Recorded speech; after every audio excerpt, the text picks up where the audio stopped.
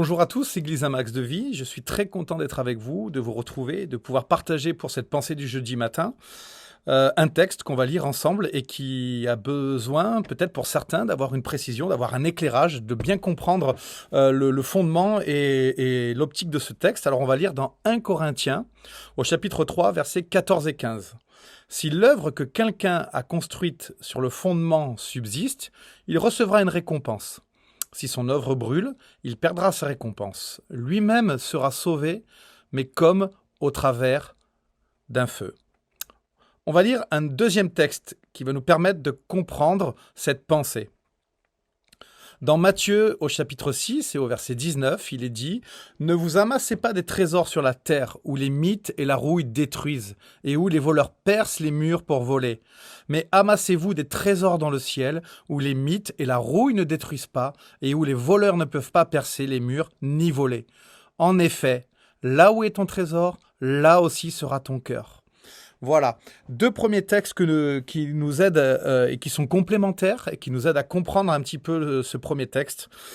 Pour bien comprendre ce texte de 1 Corinthiens 3, il est essentiel de se rappeler qu'avec notre salut, quand nous avons donné notre vie à Jésus, quand nous lui appartenons, que nous sommes enfants de Dieu, eh bien, le jour où nous paraîtrons devant le tribunal de Christ, ce n'est pas notre salut qui va être mis sur la balance, mais les œuvres qui ont accompagné notre vie. Notre salut est acquis le jour où nous donnons notre vie à Jésus, nous marchons avec lui, nous gardons sa parole au fond de notre cœur jusqu'à la fin de nos jours. Ça, c'est notre salut. Mais tout au long de notre vie chrétienne, nous allons accomplir des œuvres pour le Seigneur. Nous allons accomplir des œuvres pour le royaume de Dieu. Et ces œuvres, en fait, elles vont nous apporter une récompense. Et ça, c'est quelque chose de merveilleux parce qu'il en est parlé plusieurs fois. Dans beaucoup de passages, il est parlé des récompenses que nous allons avoir là-haut. Et la parole de Dieu nous encourage à travailler à notre salut, c'est-à-dire aux récompenses qui accompagnent notre salut pour notre vie éternelle.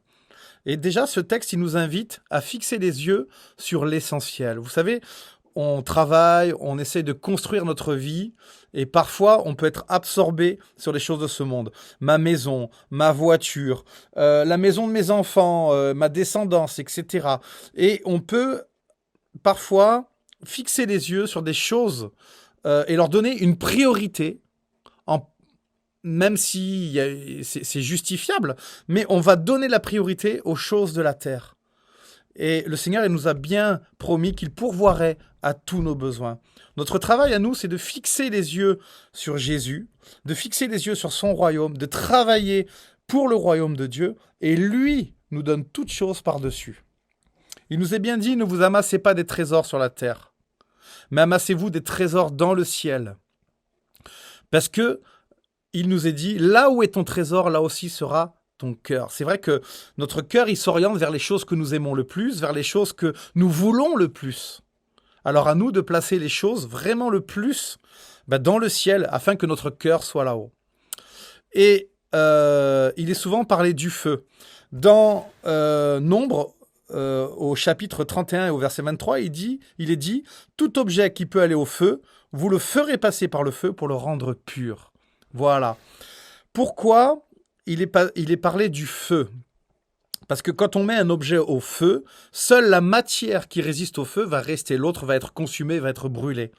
Et la matière qui a résisté au feu, alors par exemple si on met de l'or ou de l'argent au feu, toutes les impuretés de l'or et de l'argent vont disparaître. Et ça va permettre de filtrer, ça va permettre de traiter et de garder que ce qui est bon. Et on est bien conscient que pour l'éternité, que pour les choses du royaume de Dieu, on ne peut garder que ce qui est bon. Alors, comment filtrer ces choses-là? Notre vie, elle va être passée comme au travers du feu. Nos actions vont être passées comme au travers du feu, le feu du Saint-Esprit qui va venir purifier. Et évidemment, toute chose inutile, toute chose sans valeur va disparaître. Alors, on comprend bien nos actions, ce que nous faisons. Qu'est-ce qui va rester et qu'est-ce qui va disparaître? Alors le Seigneur, il nous donne des indices, il nous donne des textes pour comprendre cela, pour savoir de notre récompense, que va-t-il rester en fait? De nos œuvres, pardon, pour notre récompense, que va-t-il rester? Alors le Seigneur il nous donne des indications, et il y en a beaucoup qui sont dans Matthieu. Matthieu 6, versets 3 et 4. « Mais toi, quand tu fais l'aumône, que ta main gauche ignore ce que fait ta main droite, afin que ton aumône reste dans le secret. Parce que ton Père qui voit dans le secret te le rendra. » Un autre texte également dans Matthieu 6, le premier verset. « Gardez-vous bien de faire des dons devant les hommes pour qu'ils vous regardent, sinon vous n'aurez pas de récompense auprès de votre Père céleste. » Et dans Matthieu, au chapitre 10 et au verset 42, il est dit « Et quiconque donnera seulement un verre d'eau froide à l'un de ses petits parce qu'il est mon disciple, je vous le dis en vérité, il ne perdra point sa récompense. » Voilà, Jésus lui-même parle dans beaucoup de textes de récompense. Évidemment, de récompense dans le royaume de Dieu, quand nous serons là-haut auprès du Père pour l'éternité, nous allons avoir des récompenses. Mais ces récompenses, elles sont liées à des actions que nous aurons faites dans notre vie et qui ont une valeur spirituelle, une influence, une incidence pour les choses éternelles. Et on comprend bien que les œuvres accomplies selon l'Esprit de Dieu, ce sont des œuvres qui ont été faites avec amour, désintéressées, dans un esprit de service, en fait, avec les sentiments de Christ. Tout ce qui n'est pas fait avec les sentiments de Christ, eh ben, ce sont des choses qui vont brûler, qui seront sans valeur. Les choses qui n'ont pas été faites avec amour, qui ont été faites pour un intérêt propre, elles seront sans valeur. Et le Seigneur le dit dans Matthieu 6,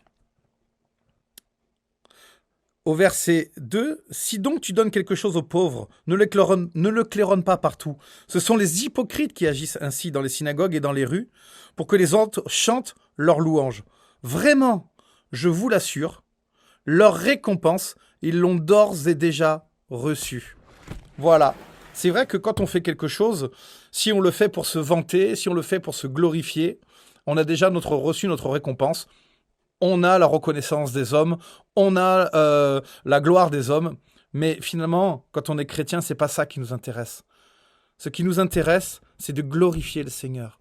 Ce qui nous intéresse, c'est que ce qu'on fait au niveau de nos actes puisse glorifier Dieu, bénir les gens, encourager. Et pour bénir quelqu'un, pour l'encourager, quand on donne quelque chose à quelqu'un, quand on soutient une œuvre, quand on soutient quelqu'un, on n'a pas besoin, comme dit la parole, de le claironner. On a besoin de le faire devant le Seigneur, parce qu'on sait que le Seigneur va nous récompenser pour cela. Alors voilà, je voudrais vous encourager, frères et sœurs, à ce que, et ça s'adresse également à moi, quelles sont mes intentions? Quel est mon but dans tout ce que je fais? Est-ce que c'est pour moi-même? Est-ce que c'est pour un intérêt propre? Ou est-ce que c'est vraiment pour le royaume de Dieu? Et je dois me poser la question tous les jours. Je vais recevoir des récompenses. Mais est-ce que mon œuvre va être consumée? Ou est-ce qu'elle va résister au feu? Elle va résister à la filtration que le Saint-Esprit va faire sur mon œuvre? Est-ce que ce que j'ai accompli va résister? Et c'est ça qui va donner de la valeur aux choses qu'on fait, si on a cette assurance que ce qu'on fait va résister à l'épreuve du feu. Et si on agit selon les critères de Jésus et pas selon les critères humains, alors nos œuvres résisteront et nous aurons une récompense dans le ciel qui va accompagner notre salut. Soyez bénis, que vous puissiez prendre du temps pour prier, pour remettre les choses en question et faire comme David disait, « Sonde mon cœur, Seigneur, et vois sur quel chemin je marche, et conduis-moi sur le chemin de l'éternité. » Que mes actions, Seigneur, soient filtrées devant toi, que mes actions puissent porter du fruit pour des choses qui soient éternelles. Que Dieu vous bénisse et à bientôt.